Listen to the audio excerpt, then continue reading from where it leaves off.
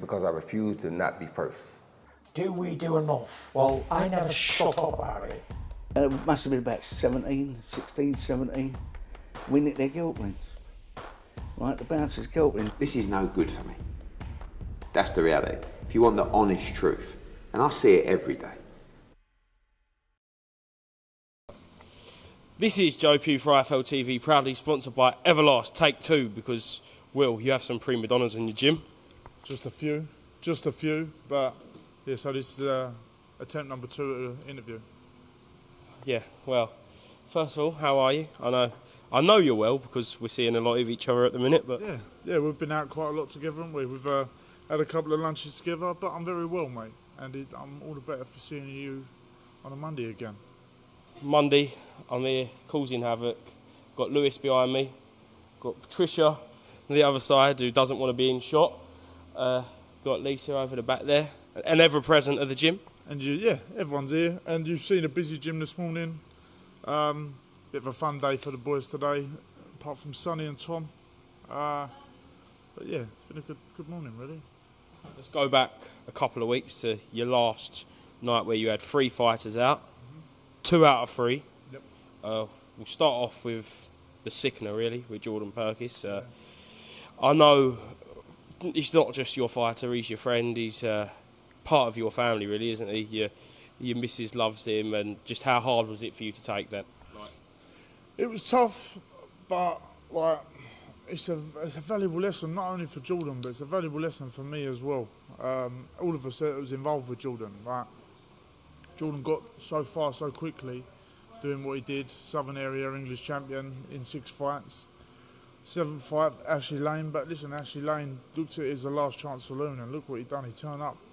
I'll be honest, and Jordan knows this. In round 3, when he got dropped 3 times, I had the towel in my hand ready. But I've never seen so much heart and will from someone. And he carried on, got through the rounds, and then. Listen, he fought back. He nicked a couple of rounds back, I'd say, Jordan, but I don't think he would have done enough to win the fight, if I'm honest. But the cut in round 7, absolute sickener. They was going to give it an opportunity and see him out for the round 8. I said no. I called the fight. It was me that stopped it. But listen, it's all about learning for Jordan. He's still very young in his career, very young mindset as well. It's all about learning. He's been in today. You've seen him. He's had a good talk. And we're going to dust off and go again. He's going to have a bit of time out. Want to get Jordan thick and strong, build up that boxing IQ, just things to do, things to not do.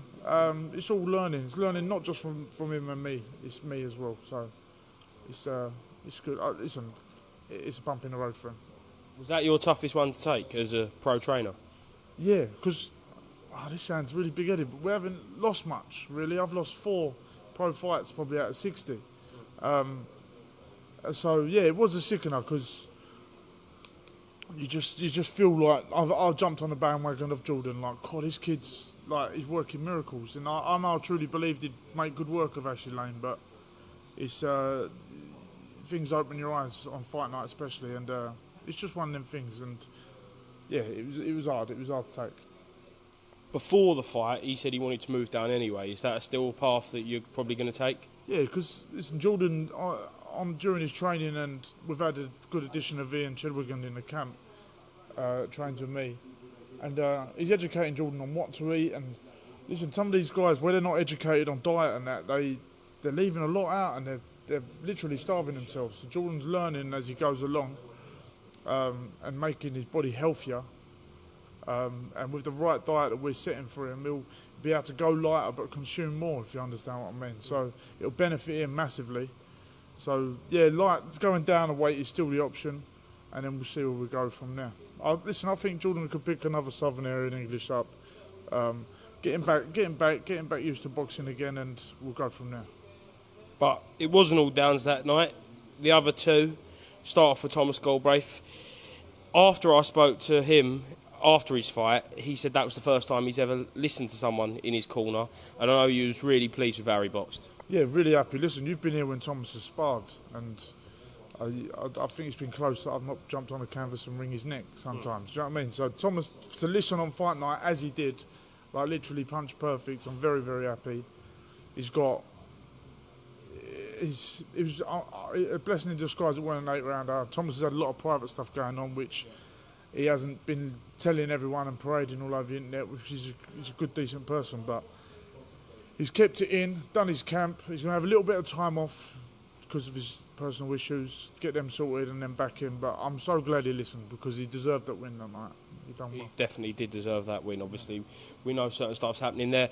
But back end of the year, Maycock for him? Hopefully end of the year, Maycock probably. He wants the Maycock fight, so if he puts on performances like that, then he'll get it, and then he'll beat Maycock as well. And the KO King, Jarrell Patterson, Jigger, he absolutely stole the show with that knockout. That was everywhere. Yeah, well, see that knockout, the best thing I remember from that knockout is you in the background, because I thought I was happy for that knockout after Jarrell clashed heads on his debut with, is it Vasev Mahmoud or something? Mamedov. I was broken for him. His debut, clashed heads, debut's a draw. Like, it was gutting. But to come back and beat him in the fashion he did and absolutely blew him away, it looked fantastic. And that was a punch-perfect performance from Jarrell. I do a little thing that I clipped a bit where I showed stuff we're doing in training. I put it on my social media. And he listens, and listen, you're close with our stable, and you was just as happy as me, and it's good to see stuff like that, because he deserved that. It's a win that Jarrell needed, so I'm very happy for him. Thanks, mate. I'm meant to be unbiased, but my integrity's in tatters now, if it weren't already, so it don't matter. So you do love us, so Yeah. you got to do it. No, it was a tough one. I was sitting next to your missus for that fight again for Jordan, and it was tough, because it's such a family unit here, and I feel like if one of you's lost, you all take that loss and you all feel that loss. But I think you put something on your story the day after about the highs of boxing and the lows of boxing. You've got to take them all. Yeah, that's it. Like, what did I say? Our highs are someone else's lows, and our lows are someone else's highs. It's just the sport, isn't it? It's the sport we're in. But it's why we love it. I think if it was all plain sailing, it wouldn't have no one would have the drive they had. It just makes it what it is, boxing. Boxing's not simple. Like, it's not easy, it's hard. It's only certain people can do it. You've got to have the right mindset, dedication, everything. Being a coach as well is extremely, extremely hard. I've got these guys' careers in my hands, really. It's a lot of pressure on the shoulders. Like, I go home from a full day here, little breaks with lunch dates with my friends. But after I go home, I'm looking at more stuff to develop myself as a coach. Like, I've just done my amateur course as well. Listen, I didn't think I'd go there and not learn nothing. I went there. Look, I try and learn all the time, but that opened my eyes to a lot. I've done the amateur course. I want amateurs in my gym, so I opened my eyes to a hell of a lot. You can never stop learning as a coach and as a fighter. And everyone's just got to open their mind to it a bit, I think. Are you proud of the fact that you look around that arena, the Brentwood Centre, that night, and every single front row, the whole way around the ring, is someone you know, someone you see in the gym, and everyone's there supporting. It's not just for that fight, because we know how popular Jordan is, but it's for every fighter. The amount of people you took over to buy for Harley, you've created that, and even if you don't bring success in boxing, which we know you will, you've still created like a safe hub for so many people. Yeah, that's the aim of it. I've always been one to, even when I was fighting myself, I was only done unlicensed. I never done any real good level, but I cornered all my team at first, and then I fought at the end. Like, I'll do corners with wraps on. So that's what I like. I like trying to help. I try and help everyone I can, the best I can. I put other people first. I've been made aware of it a lot recently, and it's just what I want to do. It's what I want to build. Like, even around the area community, we're trying to do, like, with our amateurs, trying to tackle like the youth in our area as well. Get off the knife crime and that, and just get them in the gyms and see if we can develop stuff. There's so many people, natural athletes, that are missing out on something because they've not been guided the right way. So if we can do that, then we will. And you've done your first step to opening this club as an amateur club. When are we going to see that kind of open as an ABC? So Rush Green ABC will be here by September. We've done all our checks. All our guys are on their courses. And yeah, listen, it's a passion of mine. It's a passion of my partner, Bills, who's with me. And it's going to be something. I really do believe it. With our drive, especially Bill as well. Like, he doesn't come on here because he works with the unlicensed and that, but he's very much a big part of the team. And it's our passion, it's our drive. And I think the amateurs, having an amateur club in a local area to anyone, any kid, is valuable because it helps in so many ways for kids, and it's a good way forward. Can we speak about your boy Riley? Obviously, he was having some difficulties. He brought him in the gym, sorted him out, and now he's just as much as part of the team as the rest of the fighters. Yeah, right, little young Riley, my friend Nicky and Keith's son. He hung around with the wrong people, get mixed into the wrong problems, and then come to us. Bit of boxing. Obviously, everyone's seen that he's very, very naturally talented. He's like a horse. And this Riley was a very good footballer, but just didn't want to do it no more. But natural talent. So he stuck to boxing, stuck with me. I put my arm around him a bit. I brought him to the pro shows. I got him around the back with us and that, just to see the team and see how it works. This could be you if you put your head down. And I think it's working with him. He's developing, and he's developing into not just a good boxer, but a good young man as well. He's growing up, and you can see it. You can definitely see it.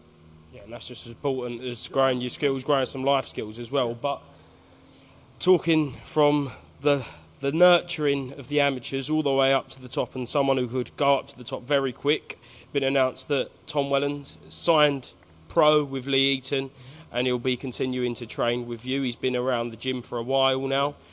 A character, but he's certainly a talent, isn't he?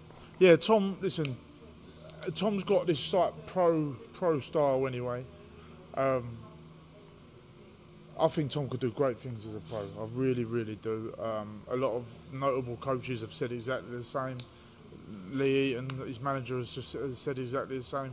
With the right guidance, the right fights at the right time, Tom will be an absolute household name, I'm certain, and he will go so far. Obviously, we was all at the Box Cup, didn't get a decision, terrible decision, but people see things different to how we see them. So there's no point complaining and mulling over it. It's one of them things, dust off for the next day, got Tom back in the gym on a Monday, and now we're working with Dennis McCann for a bit of sparring in his build-up to a Baluta fight. So it's all development, all learning for Tom. Should debut possibly October, September, so it's going to be exciting. He's a massive talent and a massive character. He'll do well. We've all seen the biggest UK trainers throughout the years have that one fighter that's going to launch them, most notably like Ingle with Naz, say. Do you think that Welland could be your one? Possibly, yeah, he could. But do you know what? I was talking about this yesterday, right? I remember, I don't know if it's been with you, but I've had interviews where I've always said, 2-3 years ago, I said I'm going to make OD a world champion. And I've been absolutely slated in the comments. People were saying I'm deluded. It's fucking happening now, isn't it? It's going to happen. I'm certain he's going to win the title. So that's going to be my step up. But then Tom is going to be the one nurtured from scratch. I'm very fortunate to have O'Hara when I've got him in the middle of the golden contract. We've got the golden contract with him, built him up from then. But Tom's going to be the one I've got from scratch, just like my boy Sonny and Jordan, and then we're going to develop their career from the beginning. So Tom could come all the way with me, fingers crossed. Any news on O'Hara? When can we possibly see a potential purse bid or the date for the Rowley fight? There's been talks behind the scenes, obviously with both some promoters and Lee, his manager. So we'll see what happens. I hope something gets sorted soon, so I can sort out my visa and get over to wherever we're going. Yeah, key word, we. Yeah. Visa, that's what I need. Yeah. But just to finish up then, Sonny Liston Ali, another talent you've spoken very highly about over the years. I was having a little bet about with Sonny saying, you're not the golden boy anymore, Tom Welland's coming back. But no, we all know what it's like in this gym. But he was so hungry for a knockout after seeing Jarrell a couple of weeks back now. Do you think it's only a matter of time before we see him get a big knockout? With Sonny's biggest thing is he puts a lot of pressure on his own shoulders. it might not. I don't know if you like me saying this. Sonny doesn't think he's as good as he is. He doesn't think he's as good as what other people see he is, but he's better than what we think. I'm certain. Hasn't lost a round in professional boxing yet. Fought winning opponents. Fought everyone to come at him. We've got an 8-rounder next. I've requested it myself with his manager. They've said, "You sure?" I'm like, "Yeah, I'm 100% certain because I'm 100%." Then something's going to draw Sonny out and show the best Sonny that I see, and I feel these little step ups are going to do it. And I believe Sonny can go all the way. I'm absolutely certain. It doesn't look like much now, but there is something in that kid that I see, and I honestly believe he'll go all the way. With him, are you wanting to see him out a bit more active? Because I think the last time he was out is January, then August. I think it's a 6-7 month gap. He's only had 6-7 fights. You want to just keep pushing, keep moving up the steps. So his first year as a pro, he got out 4-5 times. Then he had his 6th January. But yeah, I want to get him. Maybe we get out maybe once, maybe another time after August. Yeah. Fingers crossed. But activity is key for someone like Sonny. Just keep him in the gym, keep him head in the right place. But I'm certain, trust me, remember his name. It was hard to forget, isn't it? Because Dev keeps reminding everyone what his bloody name is. But remember his name. Excellent, we'll finish it there. Dev there. Yeah, a little pop with Dev there. But yeah, I apologise. Carry on. Dev, find a different route, mate. Yeah. Thank you very much for speaking to IFL TV. Mr. Will Jones, anything else you'd like to mention? No, nothing. Anyone... when we were doing open days soon, they'd be up for the amateurs. I'll put it on my social media. Come down. Yeah, 100%. Lovely. Cheers, mate. I'll speak to you soon. Thank you very much. Cheers, boy.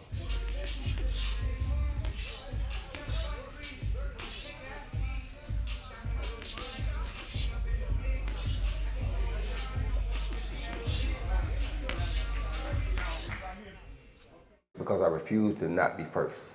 Do we do enough? Well, I never shut up about it. Must have been about 16, 17. We nicked their guilt rings. Right, the bouncer's guilt rings. This is no good for me. That's the reality. If you want the honest truth, and I see it every day,